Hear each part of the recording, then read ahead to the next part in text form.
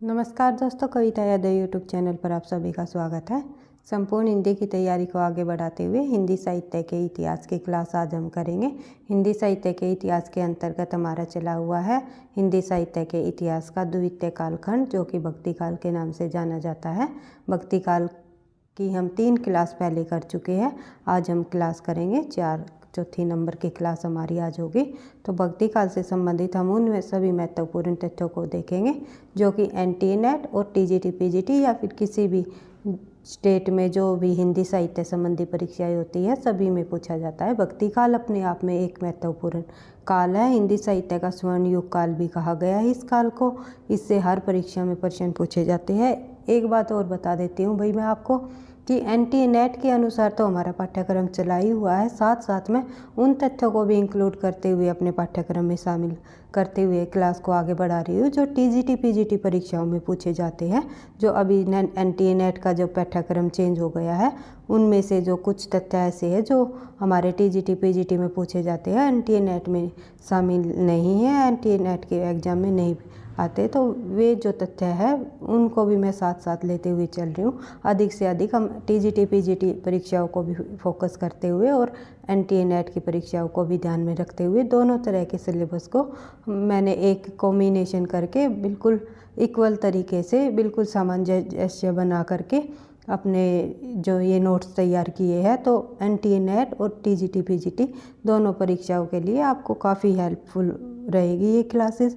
तो देख लेते हैं, क्योंकि एक बुक से ये तथ्य आपको कहीं नहीं देखने को मिलेंगे। कई बुकों का जो संग्रह मैं आपके सामने लेकर के आई हूँ। तो देख लेते हैं, शुरुआत कर लेते हैं। भक्ति काल के कवियों का विभाजन, किस प्रकार से भक्ति काल के कवियों का विभाजन किया गया। ये थोड़ा टाइपिंग मिस्टेक हो गया भाई यहाँ पे। आप भक्ति काल के कवियों का विभाजन किस प्रकार से किया गया, किन धाराओं में बांटा गया, तो वे कौन कौन सी प्रमुख धाराएं रही, फिर क्या क्या नाम दिया गया, किन विद्वानों के अनुसार किस काव्य धारा को क्या नाम दिया गया और इनके अंतर्गत कौन कौन प्रमुख कवि रहे, सभी तथ्यों को हमारा आसानी से आराम से धीरे धीरे पढ़ेंगे समझेंगे। तो देख लेते हैं, शुरुआत कर लेते हैं। भक्ति काल के कवियों का विभाजन। भक्ति काल के कवियों का विभाजन मुख्यतः 2 धाराओं में किया जाता है या 2 धाराओं में विभाजित किया जाता है इनके कवियों को। कौन कौन सी 2 धाराएं? 1 नंबर 1 निर्गुण काव्य धारा, आपको पता ही है, और दूसरा सगुण काव्य धारा। निर्गुण काव्य धारा के अंतर्गत जो निर्गुण काव्य धारा को भी 2 भागों में बांटा गया। कौन कौन सी? एक संत काव्य धारा निकल कर आई और एक सूफी काव्य धारा।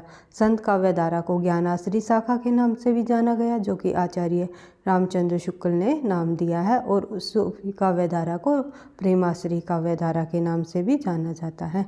इस प्रकार 2 काव्य धाराओं में विभाजित हुआ निर्गुण काव्य धारा। और संत काव्य धारा के जो प्रमुख प्रतिनिधि कवि रहे वे आप लोगों को पता ही है। प्रमुख कवि बचपन से पढ़ते आ रहे हो, कबीर जी का जीवन परिचय, कबीरदास जी का।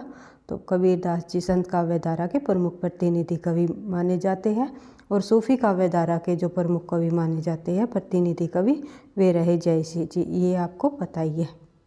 उसके बाद सगुण काव्य धारा की बात करें तो सगुण काव्य धारा के अंतर्गत 2 धाराएं निकल कर सामने आई। कौन कौन सी? राम भक्ति काव्य धारा या फिर कृष्ण भक्ति काव्य धारा।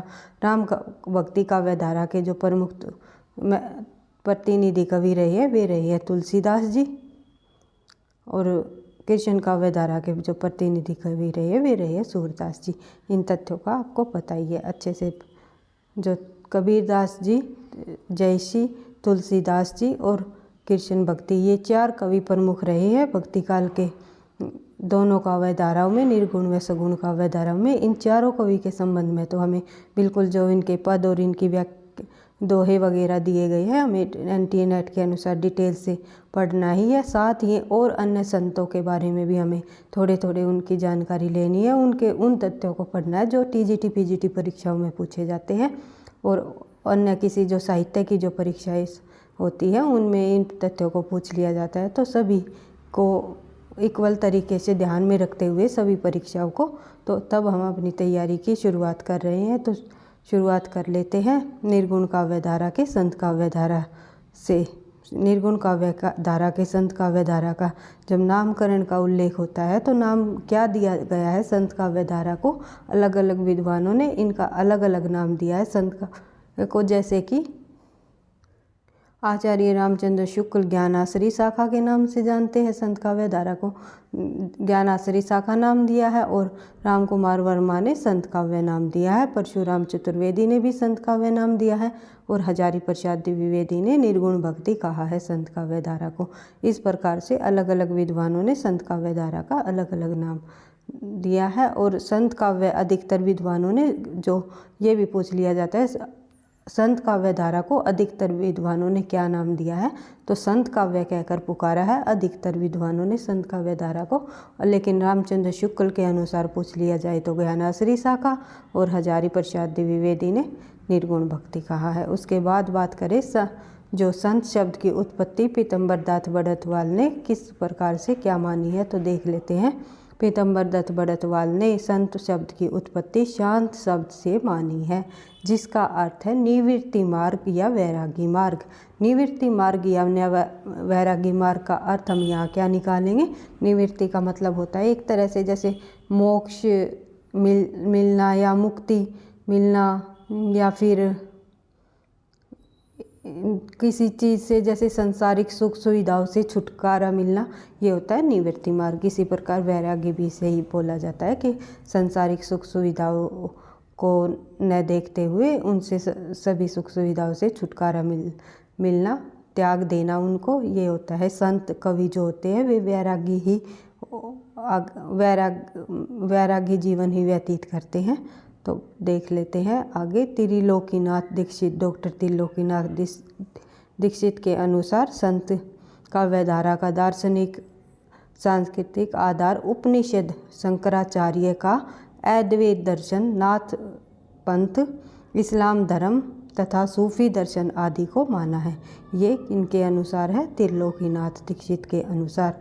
उसके बाद बात करें हम परशुराम चतुर्वेदी ने क्या लिखा है। परशुराम चतुर्वेदी जी ने लिखा है, क्योंकि आजकल जब परीक्षाओं में प्रश्न पूछने लगे हैं तो कथनों से संबंधित या पंक्तियों से संबंधित अधिक प्रश्न पूछा जाने लगा है, इसलिए एक एक तथ्य को, कोई भी तथ्य हमें नहीं छोड़ना है। टीजीटी पीजीटी के अनुसार भी और एनटीए नेट के अनुसार भी जो हम तैयारी कर रहे हैं बिल्कुल डेप्थ और समझते हुए चीज़ों को चलना है, ताकि घुमा फिरा कर भी प्रश्न पूछ लिया जाए तो आप आसानी से कर सको।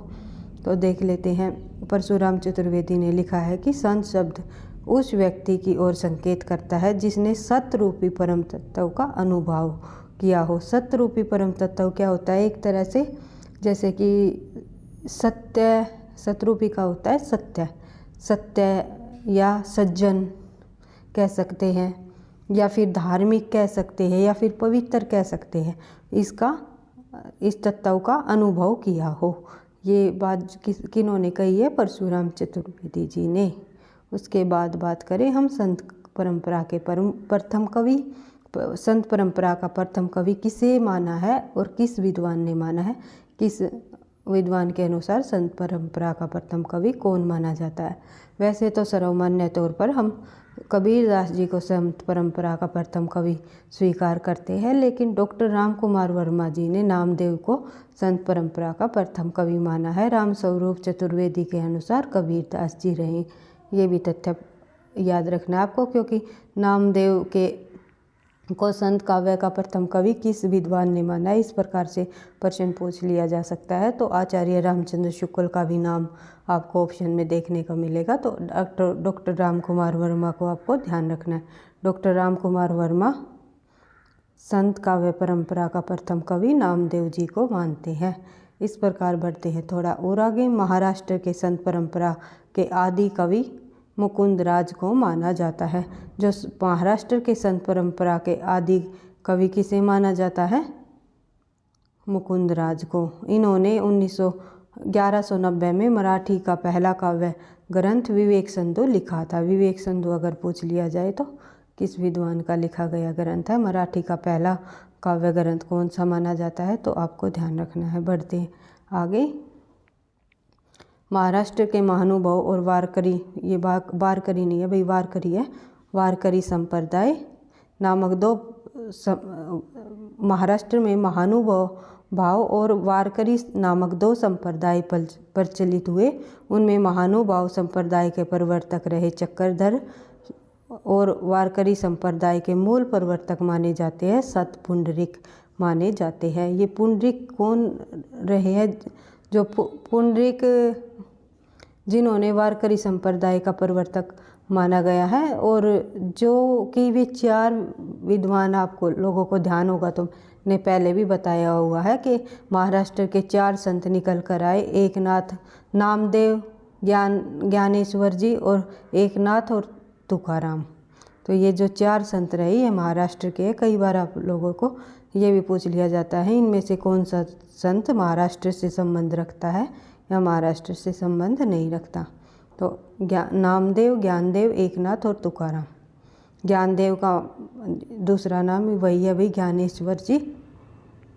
तो पढ़ लेते हैं आगे। किंतु ऐतिहासिक दृष्टि से वारकरी संप्रदाय का प्रथम प्रवर्तक या उन्नायक माना जाता है संत ज्ञानेश्वर जी।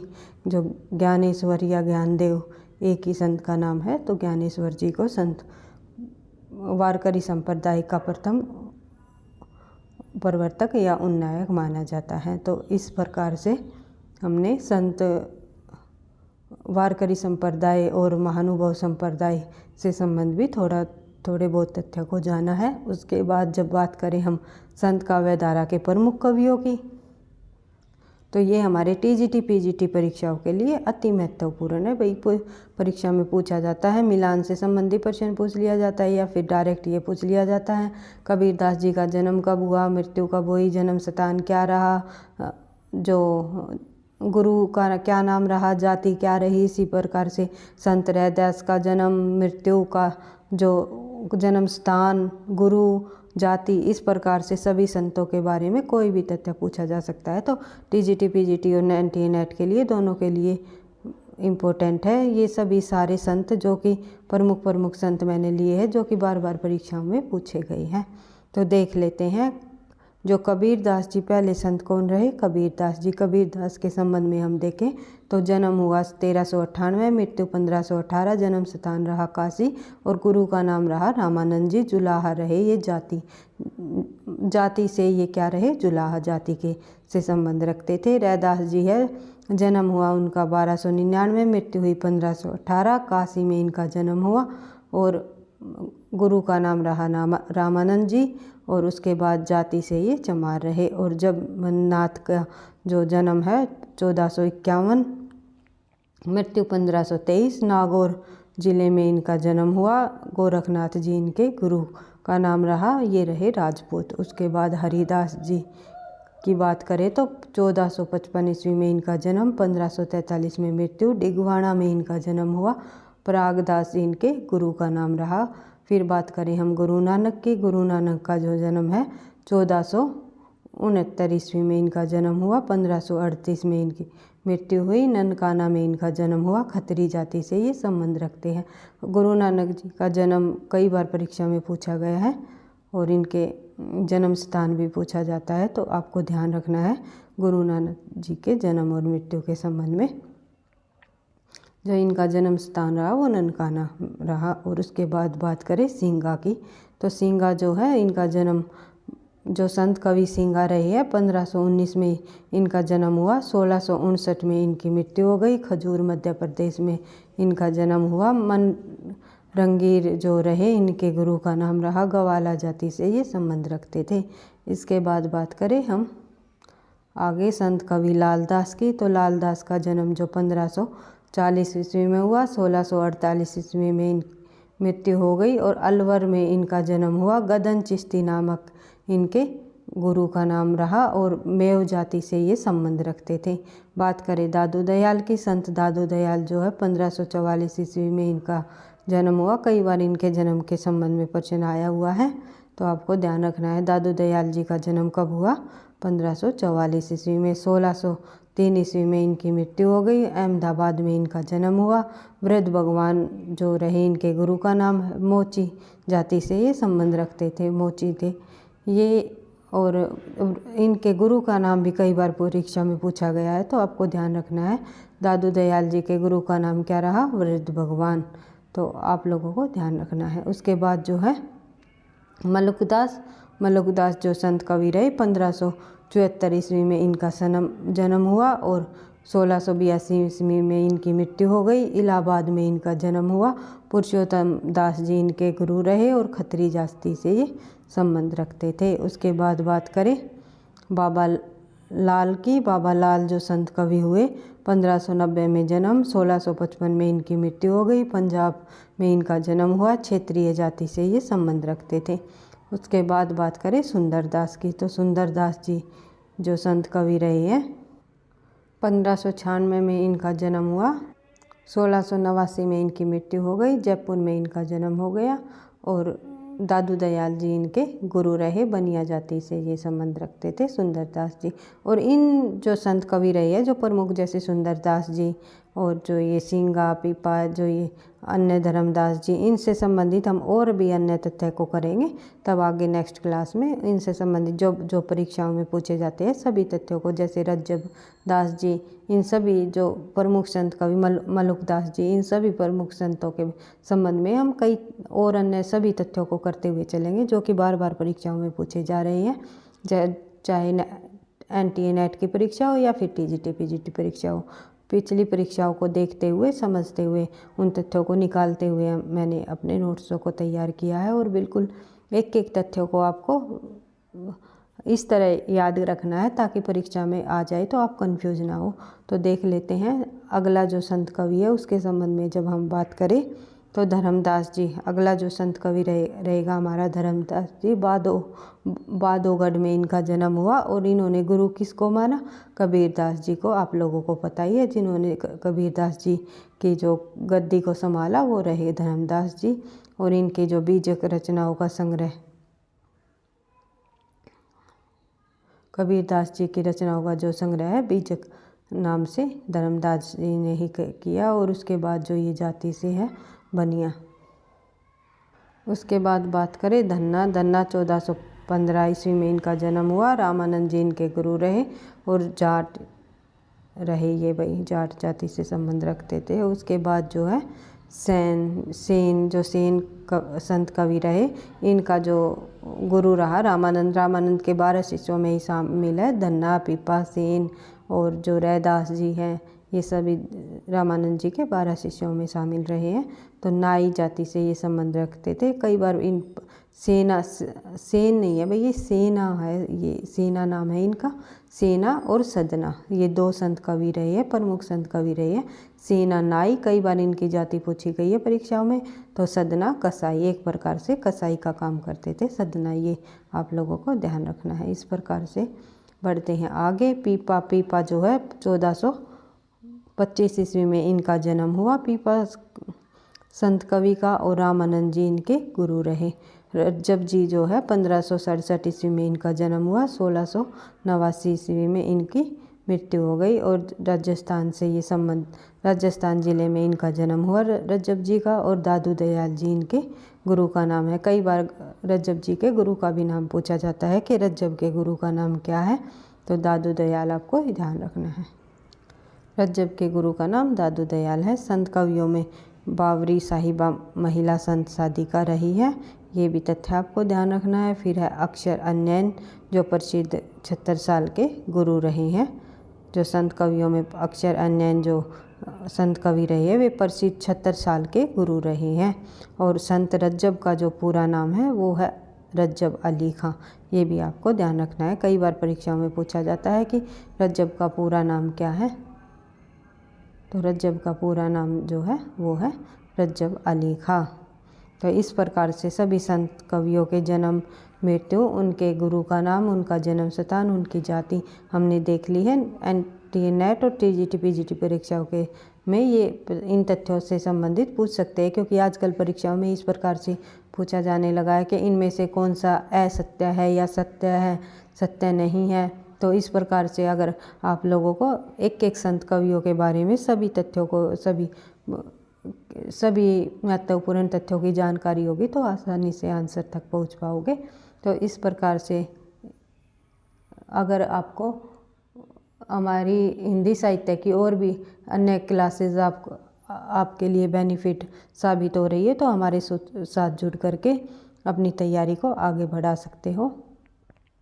वीडियो अच्छी लगी तो लाइक करना भाई, दोस्तों के साथ शेयर करना, क्योंकि आपके एक लाइक से ही मुझे इतना मोटिवेशन मिलता है। तो मैं नेक्स्ट क्लास जब बनाती हूँ तो बहुत ही अच्छे से और समझते हुए अन्य तथ्यों को ध्यान में रखते हुए मैं इकट्ठा कर करके आपके सामने लेकर के आती हूँ। एक लाइक आपकी मुझे भी एक मोटिवेशन का काम करती है भाई। मैं जब ये लाइक्स कम आती है तो क्लास बनाने का भी मन नहीं करता, क्योंकि मुझे लगता है कि बच्चों को शायद पसंद नहीं आ रहा है। तो आपका एक लाइक का मुझे मोटिवेट करती है, इसलिए वीडियो को लाइक करो, दोस्तों के साथ शेयर करो, चैनल पर पहली बार हो तो सब्सक्राइब कर लेना ताकि नोटिफिकेशन समय पर मिलता रहे।